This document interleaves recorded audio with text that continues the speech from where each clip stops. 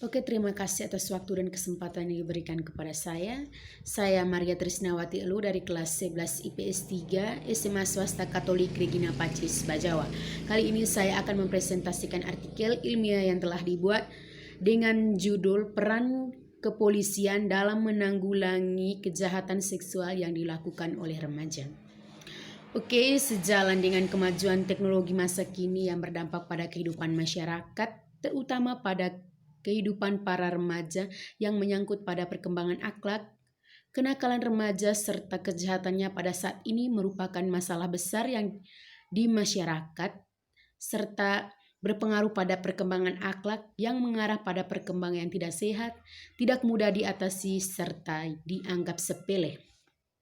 Kenakalan dan kejahatan remaja yang dilakukan adalah suatu gejala atau fenomena yang dalam masyarakat Indonesia dewasa ini nyata dan sungguh-sungguh dapat memberi pengaruh negatif terhadap perkembangan masyarakat pada umumnya. Dalam masalah ini secara langsung menyangkut nasib dan harapan serta masa generasi muda Indonesia sebagai pewaris dan penerus generasi tua kita, agar tidak mudah terpengaruh dengan adanya perkembangan-perkembangan yang merugikan dirinya bagi bangsa dan negara. Masalah kejahatan sebagai fenomena masyarakat, nafsu meniru merupakan unsur pokok yang menjelaskan tingkah laku manusia dan demikian pula tingkat kejahatan manusia. Di Indonesia sendiri, kenakalan dan kejahatan sudah cenderung mempunyai kualitas seperti halnya kriminalitas di negara-negara barat. Apabila remaja yang sebenarnya adalah tulang punggung dalam pembangunan negara, maka harapan bangsa akan pudar dan tidak dapat disangka lagi bahwa banyak remaja yang terlihat dalam situasi masyarakat yang dalam transisi seperti kita alami. Mudah dimengerti sehingga semakin banyak kaum muda yang tidak dapat menahan diri sehingga akhirnya melakukan perbuatan yang melanggar norma, hukum, dan adat yang berlaku. Kenakalan remaja merupakan perilaku yang mengundang bertindaknya alat-alat penegak hukum oleh karena pelaku tersebut mengganggu hak-hak orang lain termasuk dapat membahayakan remaja itu sendiri dan masyarakat pada umumnya. Salah satunya adalah kejahatan anak-anak muda.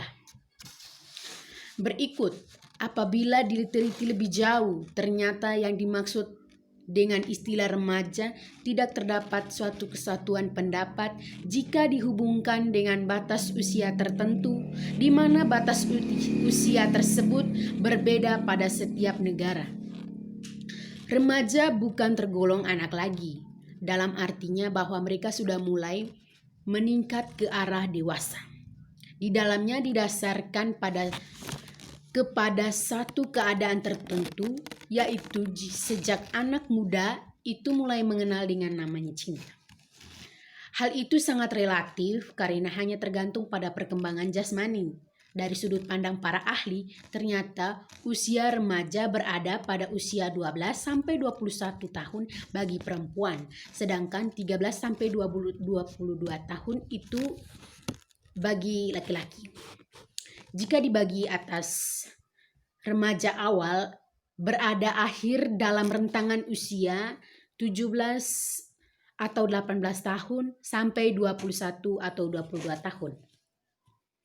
Berikut, seks adalah bagian dari manusia. Dari segi seks adalah yang dituju dan diidamkan untuk memperoleh kenikmatan, tetapi di sisi lainnya adalah seks itu adalah kotor dan menjijikan.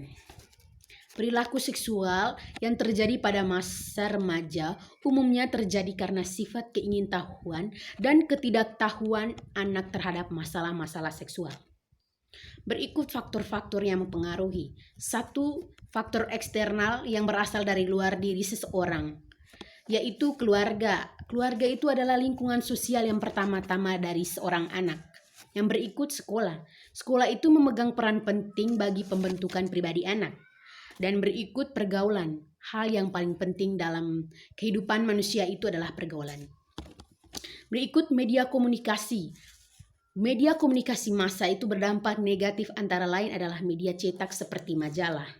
Majalah yang berbau seks, surat kabar, Sedangkan media massa yang dalam audio atau audiovisual seperti radio, film, televisi, dan sebagainya.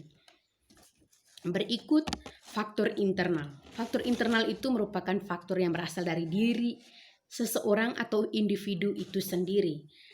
Contoh faktor internal tersebut adalah satu, perubahan kebijakan lingkungan, perubahan tujuan, perubahan wilayah operasi tujuan, volume kegiatan bertambah banyak, sikap dan perilaku para anggota di organisasi tersebut.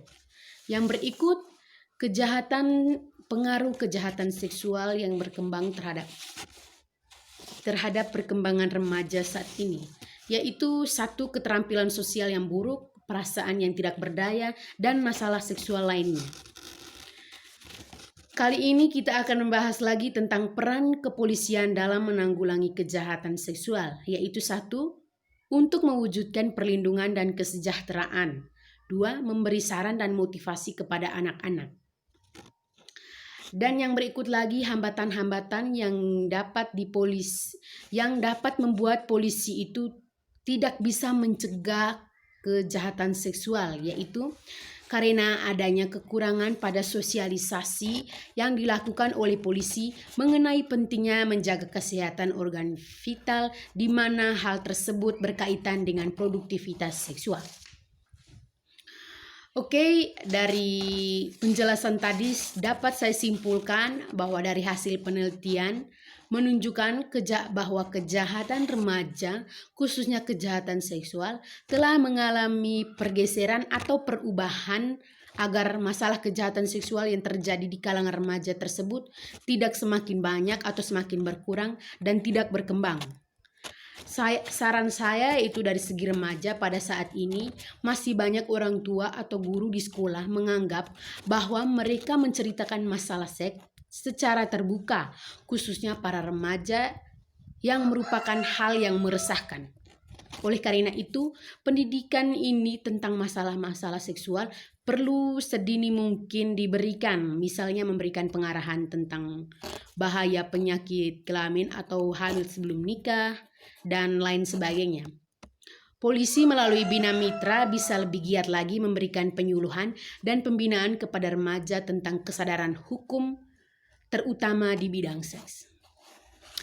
Oke, mungkin itu saja dari saya. Sekian dan terima kasih.